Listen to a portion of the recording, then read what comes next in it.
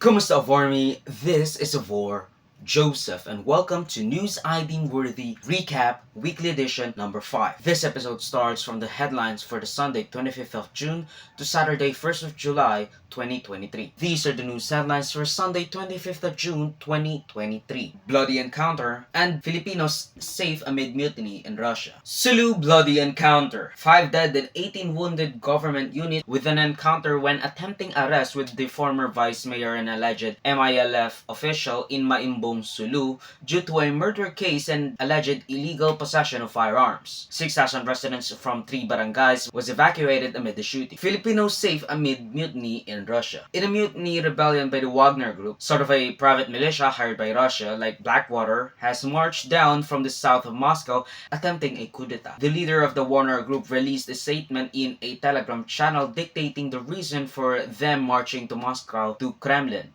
citing alleged trickery of the defense ministry, which, to be fair, is just an extension of Putin. The leader of the Wagner Group was basically saying that the defense ministry has tricked Putin into thinking that there's anything remotely happening in Ukraine that fateful day, and also some targeting of his men due to an airstrike gone wrong. Belarus has said to have brokered a cease deal that led the Wagner militia to back down. Filipinos are said to be safe, although panic has ensued regarding the attempted coup. These are the news headlines for Monday 26th of June 2023. Seafarers need more education, and Carlito Galvez Jr. and a suspended attorney Gadon appointed. Seafarers need more education. In response due to a recent update regarding the qualifications of seafarers which would disqualify many Filipino crew members, Marcos has voiced support for the added education it would need to ready our seafarers for the change that is to come. Filipinos are one of the largest workforce in the maritime industry. It would surely cripple the industry, but we've also got to fight for more rights, benefits, and wages for our unsung heroes. If you've seen Last Week Tonight with John Oliver,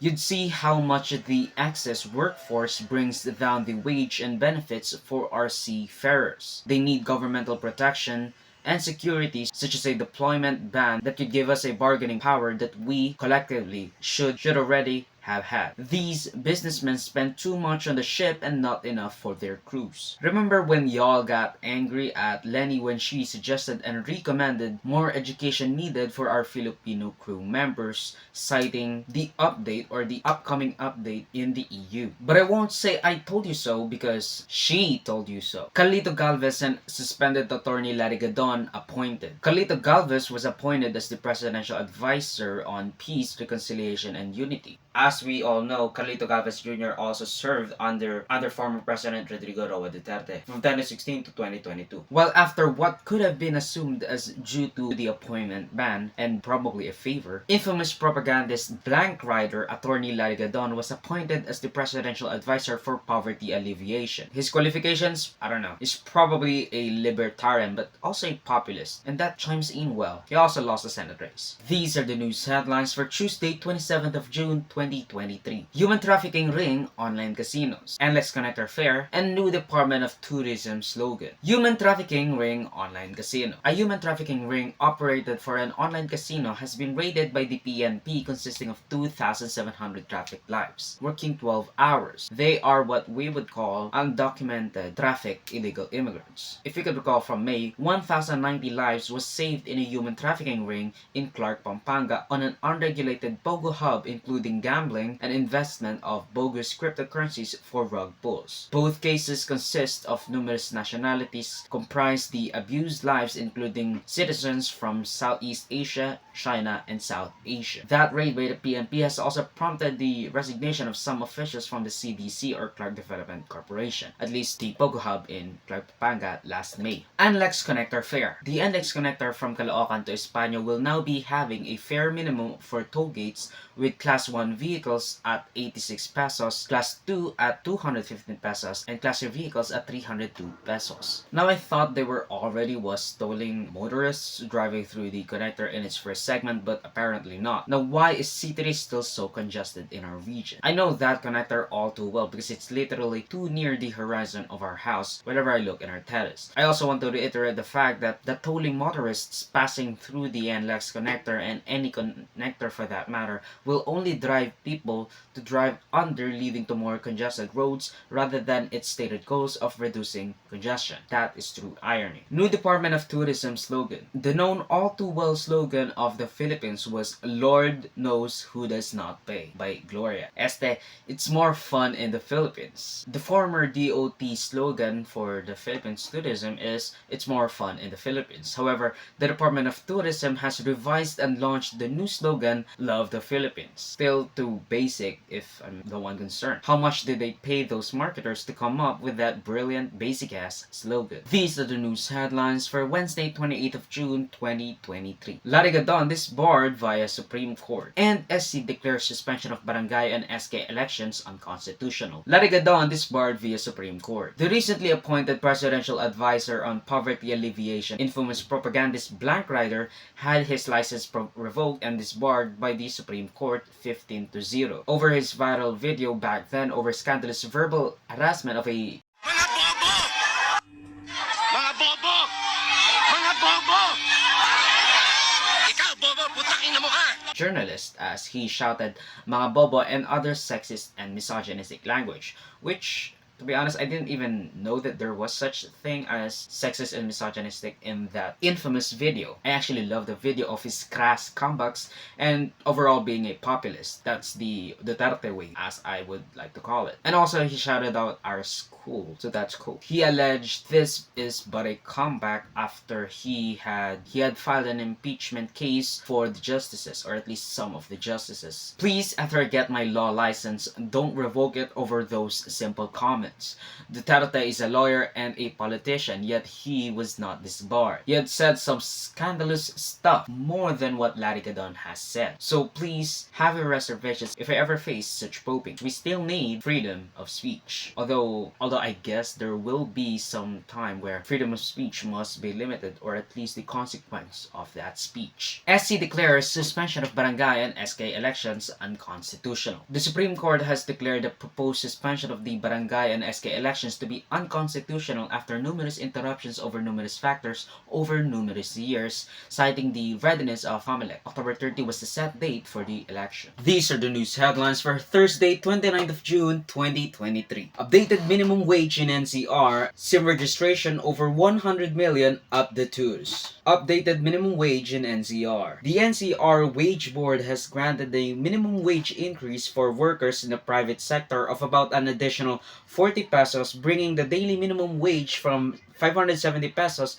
to 610 pesos for the non-agriculture sector and 533 pesos to 573 pesos for the agricultural sector and any service or retail establishment employing 15 or less workers and manufacturing establishments with less than 10 workers, though inflation adds an additional tax to all the income and value by the laborers. The change will be implemented in July 16, 2023. I've always pushed for minimum wage hikes in places where it makes sense. However, it also means opposing the push for a uniform national minimum wage because we're still a developing country. We need our business side to develop, entrepreneurial spirit to overflow before we can support a minimum wage hike across the board. Think of this as investing in the long-term progress and mobility of our nation. The system we operate under requires that sacrifice, like Amazon reinvesting in stock buybacks, or what we should be doing, profit reinvestment, instead of running deficits every single time. SIM registration over 100 million up the tours. According to the National Telecommunications Corporation, or NTC, SIM registrations have surpassed the 100 million mark of the users. The deadline for SIM registration is only up until July 25, 2023. Those who would not be able to register the SIM cards would lose their access to e-wallets such as GCash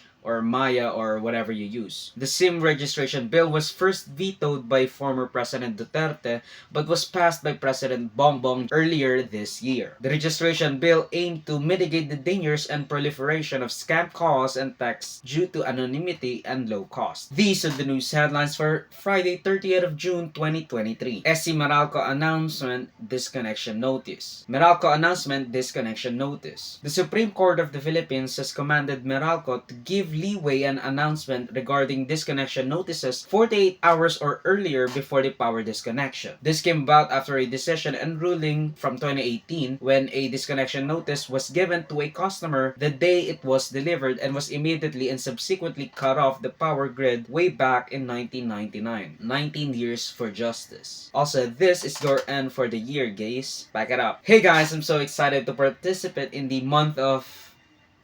Never mind.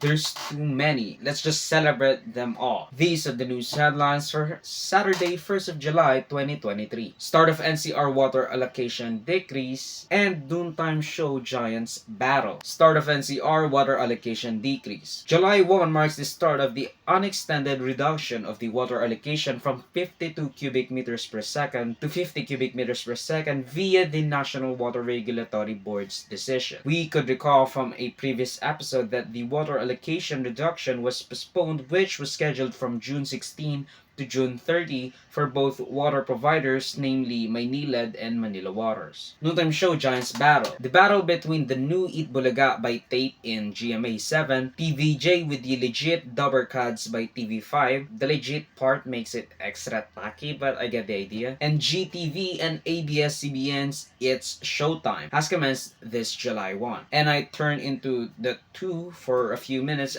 but then I lost interest, so kacha! It's actually beautiful to see the GMA 7 and ABS-CBN peeps together. Great job for GMA for having two noontime shows at once. And that's the end of the News I Deem Worthy Recap Weekly Edition from June 25th to July 1st. This is also the end of the NIDW recaps for June 2023. Hope for many more moons and rotations to the sun and other rotations, etc. Thank you all for a full month of actual views, though not much engagement. I strive to do better when it comes to video production and delivering the news as fast as my apathy allows. I plan on using more stuff to make this as engaging as possible. I'm also rethinking the language thing, maybe put in some of my native language for y'all to adapt my language. Suggest some more topics and or corrections to the news if you feel I misrepresented them in any way. Salamat sa panonood mga kabayang of Army. Like this video, subscribe, and follow my links and socials on Avor Joseph that would be linked down below. This video purely serves as a summarization of news I deem worthy for myself. So yeah, sa susunod muli,